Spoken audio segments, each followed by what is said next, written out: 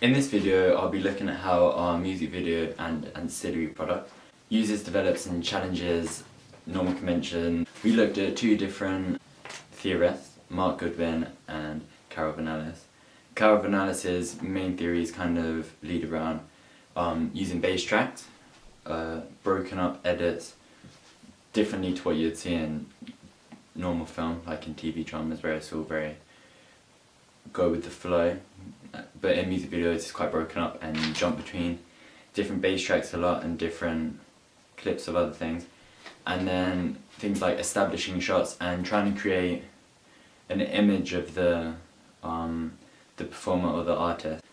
Mark Goodwin's theories are kind of like thought beats, which is when you edit the song clip of the beat, relations of visuals to song, and that's like illustration, disjuncture, and to amplify.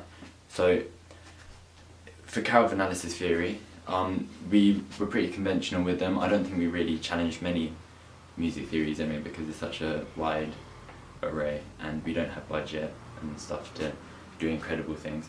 But we filmed loads and loads of bass tracks and we kept on using bass tracks.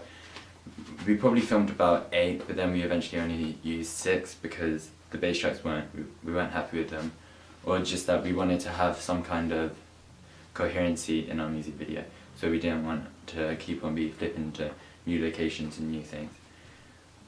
Because we filmed all of our bass tracks in similar space, because we were trying to fit in with our minimalistic theme, we didn't really need to spend a lot of time on each bass track and we could just film it and then go on to the next one. Whereas some people who were travelling all over London to get different bass tracks must have spent ages on it. Our editing style, we didn't use any fancy like shifts or anything because we wanted to keep it quite minimalistic. At one point we used a filter, but apart from that it's all clean cuts and it fits together spotlight smoothly.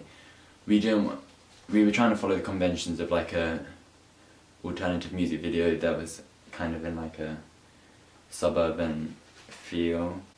We didn't want to have loads and loads of different edits and effects in it because we thought it'd make it look too much like a generic pop or hip hop video, whereas they're not very common in alternative genre in general, although it's quite a vague term, alternative genre.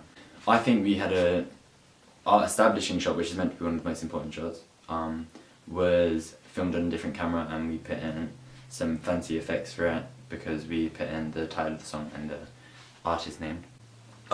We stuck to Mark Goodwin's theories pretty clearly, especially the on the beat editing. So at the beginning of it we went through the music video and put markers at every beat, and then when we were editing it we would cut them where the beats were and move them around to that so that it all looked crisp and clean.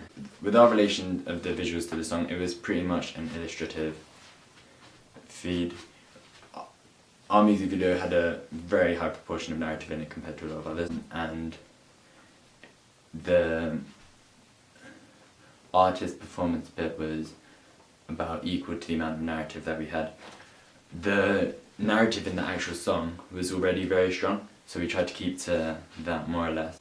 Our location that we used was pretty generic for our type of music video. It was, we used a forest, and we wanted to show something that didn't have any signs of like capitalism or like street signs and stuff because I think it makes it look really crap. Our camera work was pretty standard just for the general filming. We had a couple of big pans around and things that are more tailored to the music video genre, but in general it was pretty standard shot types because they're the shot types that make people look the best. I think I made quite a conventional ancillary product for the theme of our music video and for our album. It was pretty minimalistic, which fit back into the minimalism theme throughout our music video, and for standard albums it was pretty generic. Because it was in the alternative genre, I didn't want a lot of new like albums that come out for debut albums for artists don't show the artist's face in it, and they usually have different things, or especially in the kind of people that we were looking at. So I decided to, there is a picture of the artist in it, but I shrunk him really little so you can't really see his face. And I used the theme of water again, which links back, has some synergy with the music video, but also the synergy which it has is pretty conventional for music video anyway. I made 2 advertisements for our ancillary pack. One was it was a more clean one and it was pretty vague. It just had the name of the album, artist and the release date of the album and the sign for the record logo.